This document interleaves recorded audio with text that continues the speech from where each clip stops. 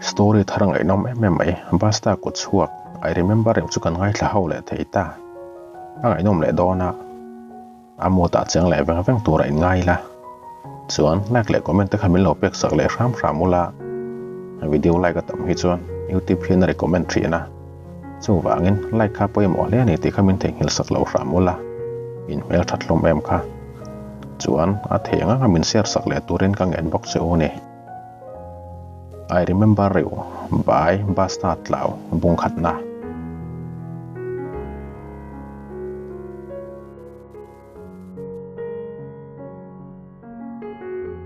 Zam tak le khur dar chuin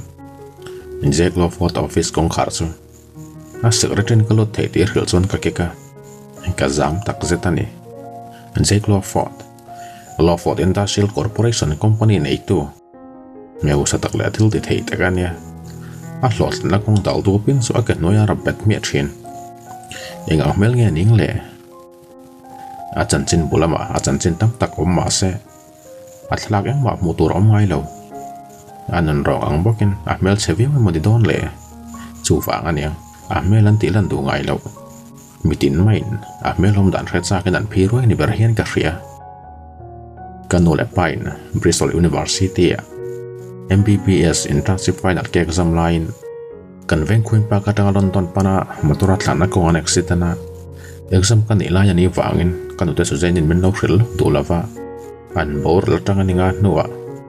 kanule pan min boral san thu kanute su zainin ka pat min aron kalin min thrila ka tur thiam lo tak setani ke Anderson Foundation kanule pate boral po ka William Taylor wani ka tur na tak keng tima po tui to lo ka training puiten hospital rang a tho turan zon point ka zong ve pe lova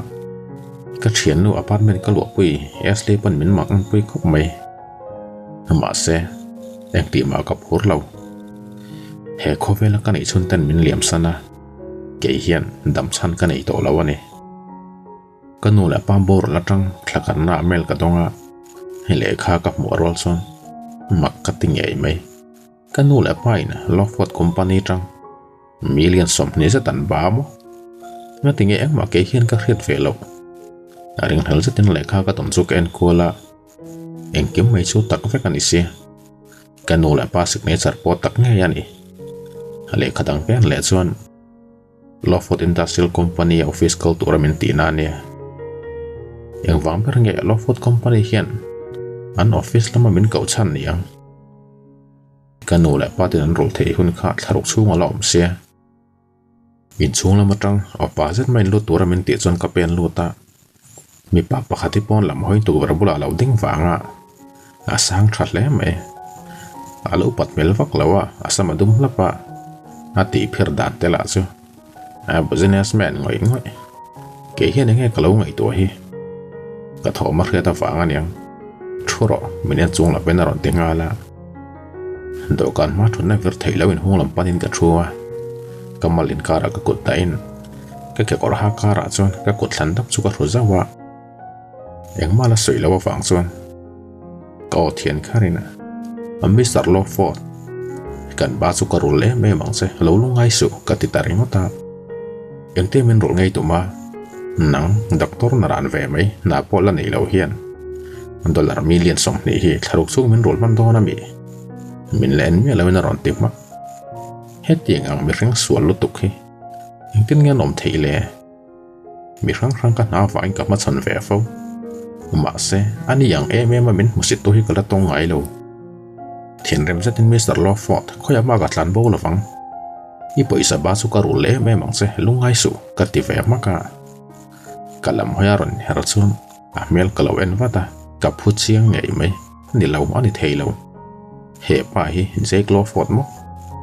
mak ti zatin bang phok chun ken tlok tloka ambakewati melve Miss Dr. Megan Anderson mel ngai zatin aron te nang hi Jake Lofot mo aring thal mel zatin ka ti le sha ma thak paina ke lo mi dang tu nge ni sei lo tia ilung oi pak na nge zote aron ti rol son khat ting khan min kau su aram saten nompa ka ti tuara dokan kal hualin kabula vong zatin aron thleng phe ngal ka thut na cher tang min pot tho talopa ka kang lop ne mai hian ka hria min thlawa tro ten ompa ka ti chuan ka konga kan zeta manin ama si che tin min chel bet tlata khatiang khan nang pan min kau to su zo te ten om no thin rim ta min mel chu ro ni na te khur khura nang hian kala kain chung koin in pat zong zong kha tharuk chung min rol le nge tur ani min rol man lo ani chuan ko lama kanin muang ti pain ka konga chona chu thla nga la do ka na ka kong ka song hal chora avan na tak ma se hem ring zang ina nei lo ma hian na turang in kom tur ani lo ka thei to ka lo chuang rol man se ka lo tum do ne ka ti taring ta ma se ke hian ek tin nge tharuk chung lekena million som ni ka rol manang ka thian te poisa puk dil don po ni la chu ting zan min puk ter thei tur anom lo tharuk chung rim peken doctor na thokila nadang thop kop ta po ni la ka rol man kherangem ka taksa hi eizon nan mang taila nilo hetiang wang men ka thiang thim na ka ti thei ngai lawang kamang ang tak zet kong khar lam pana ka chuak tor chu i do chuan ka noi ai thok theiang aron te maka alam hoi pain i noi thok ka du ngai lawang lungai su ka rol le nge jang che ka ti ve maka noi hok pain na dangi mo lo chuan min ron pan do nia ati le a thin rem se tin lo photo office ka chu san nga la office so na thok hawena bakti mel ta min an sui ka mo chuan ka thina ti rem zul tak zet London tanga kan ko ka le chuan sa na ni to a kanin sak ta ka chuan keima chawin ka oma ek tin nge ka ba zong zong ka rul ta kang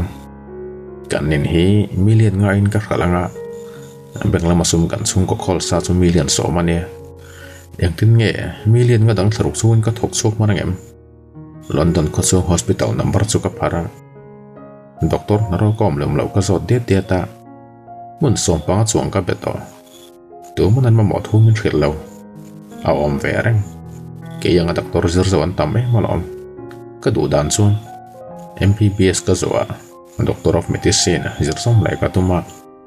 ma se ka nu le pen min boral san ta ka fangin ka tana wana rang mai ani ta eng wang Mr. Lofodan hena tang ber khira hetiang sat poisa hi bangen ni kapahi University of Liverpool professor ania kanula kan venga private primary school thapera zirtir to ni sia ka khet hiam lo tak za ka thianu Ashley London lama apartment lowa Charing Cross Hospital thok chu ko va betaring ta London lama bra cheng ve turen ti tak za tin min ron nge na athona hospital na ro kom vele min hausak turen ron sei boka karil ro siam fel ngalin Ashley bolam veria nadang son karil ru ka kanin chu lawyer pakhat ne na million nga ya thlom laven min hral sak turin ka nge na Ashley net kan chen don le ta ga chuan kanun ko har lu tu pot lem chuna ziom te win ka ria kanu le pa ten Lofot company noya ban nei le tharuk chu karun nge nge ngai ti ka rila phor zatin oi Mr. Jake Lofot mo the na chan ro pui lu tu ka ni chu aba va mula irolin ka local veang ati chula ka moto ahnoya ka tho thei thu pos e ma se aniang haram saten om lu tuk noya ka thok peilo ka ti maka inga ti a amel thalawa mi engram sange an ahnoya thok turin interview po ma san lavena som chemo aba makfe i fan nei takzet ati tham tu ka thik mel zatin min la mel zui ka thok do leine Ashley eng ma hi thiam lawani hi ka ti sapa tinge in kar enge thlenga chig zatin min ron mela tun lai a na wang to baru le ngai phei chon a noya thot lu ka thaum lo khrim nang ai upa ka ni nang talin ka thu o yang che haron ti le Ashley hi ka training puya chon kumla ma upa bera ke ai kumai na upa ke hi tu na kum som ni pasarina ka mang me ka Ashley hian hanau mi papa ni kum som thum le ke mang rola ne ya chung koin po tak level takan nia awunau nu angchin minana engkem tu chia tu thak an ril ton thien ka ngoi renga wang chon Ashley na Mr. Lofot at noi a chon I thok ngai tur ani nalama chaw ngai turo nang ma mi mal nun nen in kopter suang se min ran ko pa na ti sapa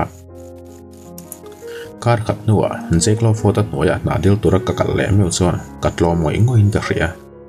ka thinu asli na ka kal lo hlau zatin building kotlang min thla thlapa office thok ne velo om takin korlum fiar le tial le Levi's jeans ka ha sneaker ka bun boka kain thuam na asli min social pa chuan ka ngai poi mo peilo tlai lo leila chuan min in thlak tir le nge nge yang building chunga kalo chu Mr. Lofat office om nalam ka hriat chian to lo wangin security pakhat chuka zota security paina receptionist counter lam kal turin min lo hril zuya van nin om mai tak an to kan bul ka thlen rol chuan khoilai nge jeklo photo office ka wate ngala min chang lavin ka hnung lam chu mel reng ringota enge mon hriat hlom le ka biak che hi khonge jeklo photo office chiang chatin ka tilea ka hnung lam atang ka lo hruai don se mi athum deuh takin a ron ti chuan kain herwata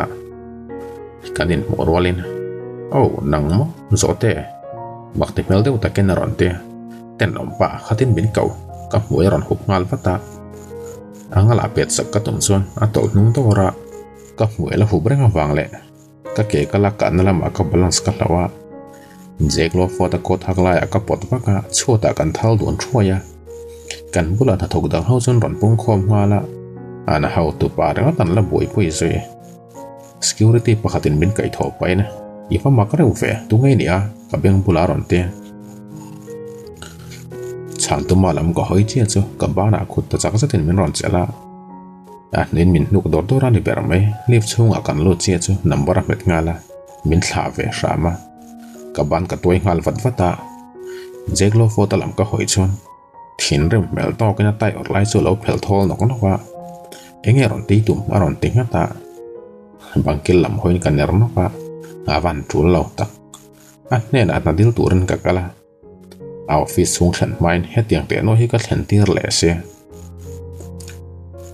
ni lo ke ma thiam lo ve kan pik lo khatiang khan ka hmuya lo hup lo sela chuan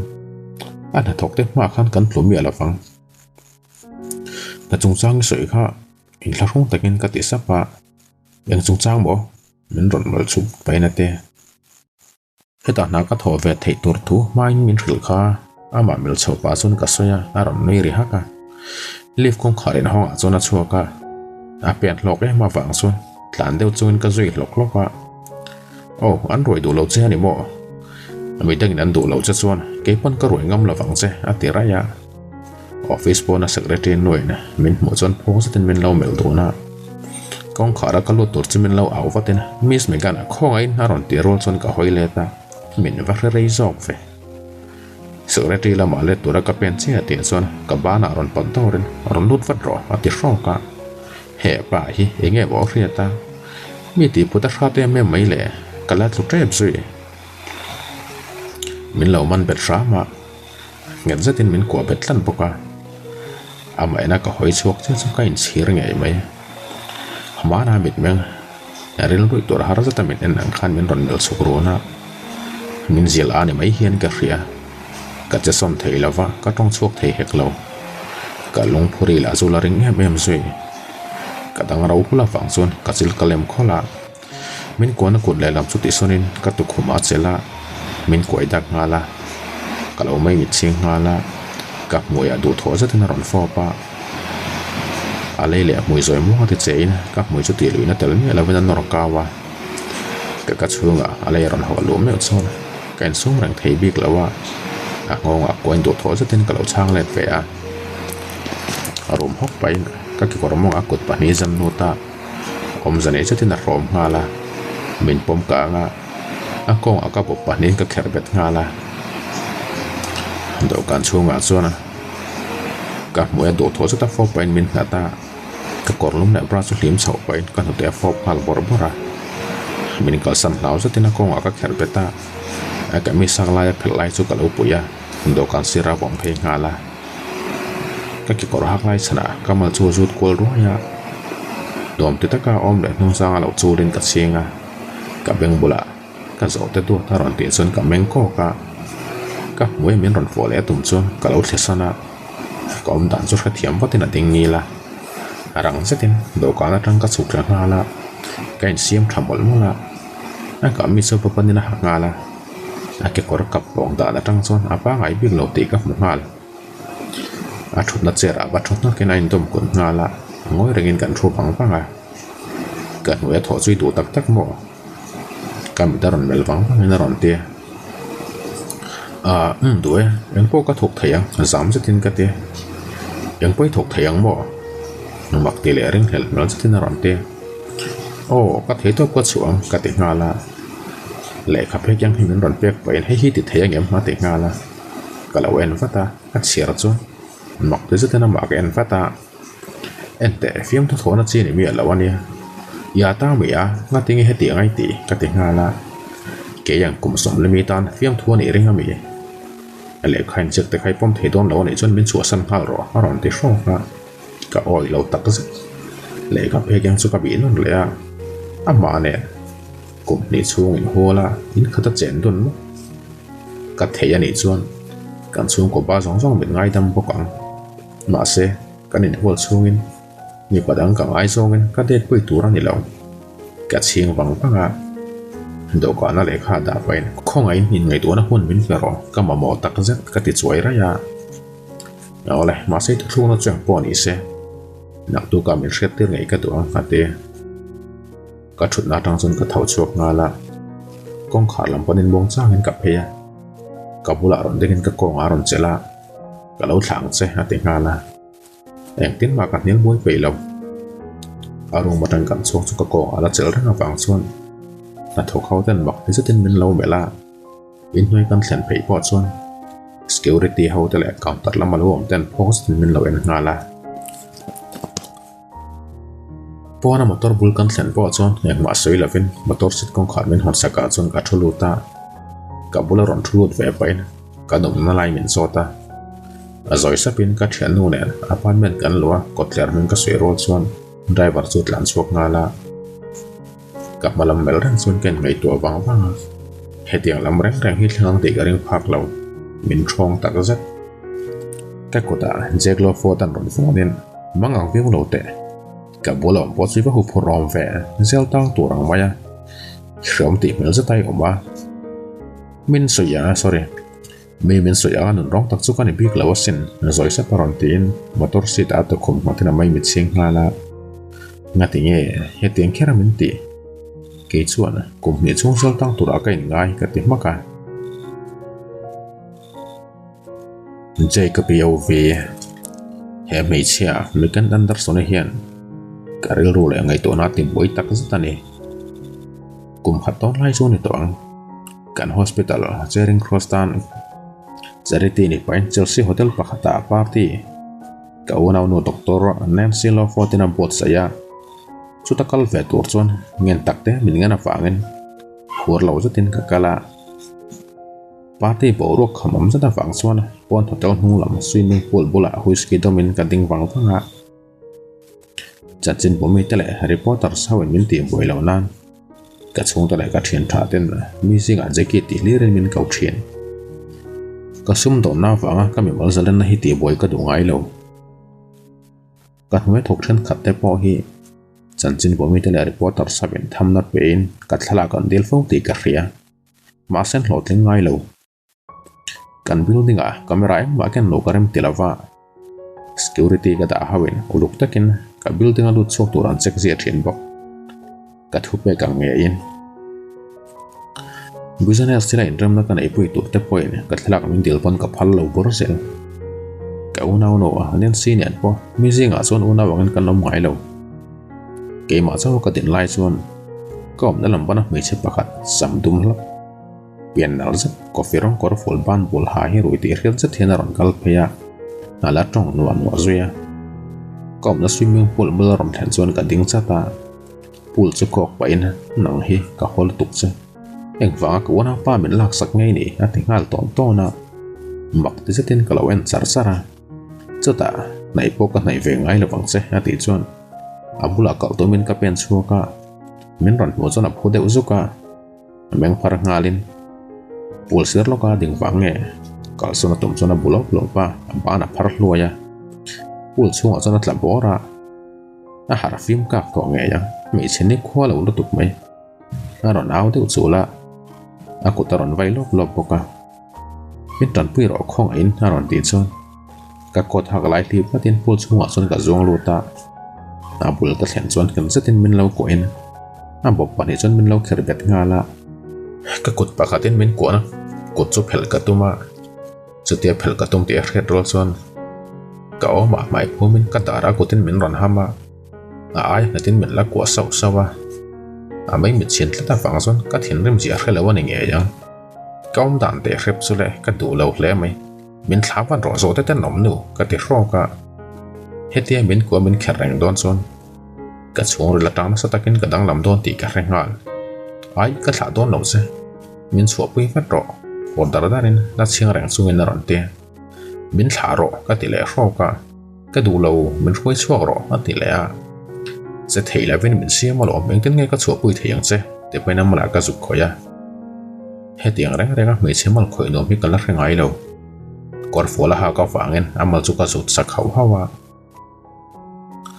amala min kherna chu rang zatina thla ten nompa ha te rol chon lau mel zatin min ron kher le nga la min select sung che ron te chon ka nui zer tuk chu kan nei hok kho ka ama so ken kala tom law ni om ta kena kele kut mangin min pom petlat zok se min ko na ko chu ti dol lekin khong ai min chu pu ro tui chen ka thiam lo met tui tling no pa min ron te ole e kut le ke min kher bet na hi thla la ka chu pu yang se ka te lau mel zata min enin ma se tu ya ka pilenga sin ati tham tri ka ngoya ka kun dai ke man ka wan thung don che lom min thla ro ka ti chon ban pula ka chel nga la mong chang na kele ko chu la son re re ya thla tu ro mang zatin ka won na ka ti son chon rang zatin ka hong aron kwa kalawin rin lawe ma fangin alama ka kon do ra kan mai le mai signal zata amai mit chen tla ta fang chon kan nom dan khela wan nge yang mui tom sa ta son rang taken ka fop hala ka mui laksan le pat ril ru khane ma se mui ka tok che chu karenin min ban betang mai hian lasan level aya warzoken ka fopa mui ronin kauti ra chon ka hol lun fata athum dek dekin ka khia amal min kharna la ya chon ka chul saka kam le pat na dawron fa chu thre nge yang hetiang reng reng ka zau thau hi ka len hrengai lo ka fo na chang let pain ka nung sang a chon min ko min ham tel boka chu tiang min ron ti chon nang mo ti taken ka chu wat chhiar rang khut thin ba chu tiang min ron ti chon eng mo ti taken ka phur rutla a kor phul chana a no te in ko maron sik sa ta fa son ka phur zual a tho ham hama a pa ngai bik lo te ka ria ke hi eng ka ti ta nge các người sẽ khét ngay đầu là cả hết tiếng hiền cả ôm mò cả biến đôi tay ngày bọn số là mà có phổ ngay lúa xin thấy tôi phải thu nộp lên các phổ nắp người chúc là son bắt ta mặc tí đâu tôi cầm lên đèn son rồi tôi tên nóng nổ các là cả hiền ngay đủ cả tiếng hà là chín rem rất tên nắng bị tên nóng pa thì quên cặp máy ở bên là tôi mà cả đầu sẽ son bắt ta miền là ham rồi cút tê rượu tê hi mang trăng cái thiểm tắc rất cả máy hầm nát hiệp giúp các vàng xuân lấy mình bị đâu nghe yang rõ để tour này yang mấy nè thì bay bol sir làm ba na cần rất là mua đến các liệu pay puya nắng ăn bị sinh tên nấm hết nấm là vắng thiền rem rất là rộn tia yang cái gì mình tị thiền rem mà tụm tắt lệ bol bang à xuân cần rồi beta cút bạn nhẹ comment bet lát boka khát tiếng khát tên nấm mình tị lek su nắng rõ để tên nấm cái tị sâu cả amit mang reng hal mai chon thian rem zatin nang pam zo te min ti to su ran sa po kan i lo hi mi ring kan i hi ati vin lara a tho lap lap boka a thian rem mel hi a mu nam tak zat adang dai le bok pulata kan chok chu ka kor ho nong chu thian rem zata phelin sor ka tuma ka bula mai chelam ka hoi chon a kor ful hak light lang chu lo sor ve me ka amal mam zat mai le a kor hu fa nga atak sa betlar mai chu alang sexy tak zat ama ken tarenga ken ti rian de om taken ron hoi chu ka amal ko tha pain thin rem satin ten om pa min an hleksu aron ti vin nga la eng wanga ten om pa min ti sia nge moni le enge ka ten om na ti pain ka man bet nga la thei to pin atala kaman nge tul min thate ati khor dara enge katen omna min ril ro ti chungin mundang hoison lona atu khuma ka dom betlan boka amai mit ching hala kan pia thom ka ret rol son ken vata ma se ka von na ka thla du chuang lo kan bul na yan ron kal chuan me chiale me pa pakhat hin lo ne makti mel takin min ron ena ka bula me che chuan esli min ron puite ati tham tria ka kan plan ron kal chuan ka me chavon na ku chu ka thla rama local thar te bula chuan rang chu tena kal son ngala me che jok chuan enga tinge I hu ve kalom he pa hi tunge min ron en paina te ngala esli tu ya ka thlapala min ron chana lom apoi ka tilutuk he tiang chuan party na hmuna kom thei to lawang ati chuai ra ya tui chen pot hiam lo nep le lutuk mai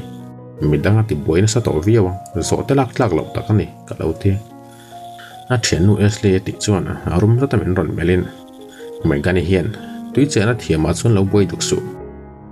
I boina tor pon ni lo a thian nu ko chung chuan ate mi pa jok chuan a kor chung hak lai hlei pina dara sin tir ngala nei sak pain kalome hati ri ka khet chuan abana ka waman betlea hey nang zo te lom thu min thil tum mia nange eng wa nga ni zo khlom thu thil nge ni ti pain mi pom ve chu kamel ngala ile ka thin rem chungin eng tin nge lom thu ka hilang se ten om tup ti chungin kut ka von na lai chu thing thlangala mi palo om ve chuan ti loina mangin mi chachak lo jok tan fawai lo maron ti chuan kain sum man lo maya na tin kan nek ngala min ron khoile ta tum ve chuan mi che pani chuan an lo danga mi pa chuan min ron en chungin mai gan hi ron zui lek sung se ati chuan zaro za tin kan lui haka kalson fatang o hetiang mi ring po ni lo aram saten omani hi ti painan kalson ngala aram saten om min tiamo zo te tan om nu il hre khopang tin ka aw zui ra ma thin rim mel za taron hoile tin akut tangin faki usai min ron muwa ale la ron chua rama aum dan mak e ma wang son min tinui hoka thin rim rotel chuin ka motor a chun ka ho ngala dar thlang ma kainen chuan ka ner noka ka mai mun ni ain rin thakala ka nung sang le dar po min hamna wang chun thiep sep pop meganimo a try mi pa khan eng wang sui lo tura min tinge ni a pasalami ni lo zung bona bon lo nula la ni ambial pa ni ngem lo ni ta sela anin me thot lo khuma ka mo chu kain let seka ka chung khati ngan ti wang khan an chu eng mothal chu ka ti ve khopang atu kanen si office ka vakal chu makti zata min en chungena jeki ni san khan ni ba ho ma ve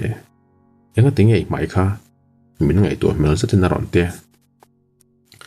athil min zo po chang lem lawin party na khan mechanic ti ming pui rem ka ti ngala oh my dear vangai ven ve enga tinge andil chut mel zatin na ron ti le min ti boi wang alom mechanic ti ming pu chui reng khelo ka ti le wow ka du tak nang oni ti boi so ka niang mechanic ti ming pu chu paninom ma se kum som ni chung lam ve ven ni sia aron ti chon kalo ngoi wanga kha mi che kha chu alo bera kum som thum vel ba ka ni lawang I mi che soi chung ang mel pu nge ni sa neng kor nge ha ka nan si na ron te coffee rom kor ful ban bola ha sam tum bit mang ring ka ti wata e taka Bristol Medical University tanga kan hospital posting ron nei zinga mi ni ang ti pain paper meng le sau chu phara kan en dona megan andar soni ni che hi tuna khangom ka ti wata jeki tukin ma ta ka khanan holom boi su ate kauna unin boi su min tiamo enge ka boi lawang megan andar soni wangin ka mai le taksa pila nisan lama po ka muhil that heilawa ama wangin tukin po ka mut ong fek le ngal kan story te yang ngaihnawm tia story dang ngaihnawm tak yang ngaithla zel du chuan kan channel hi min lo subscribe sakla notification ka on hal bokla athar kan da piang I muzung theyang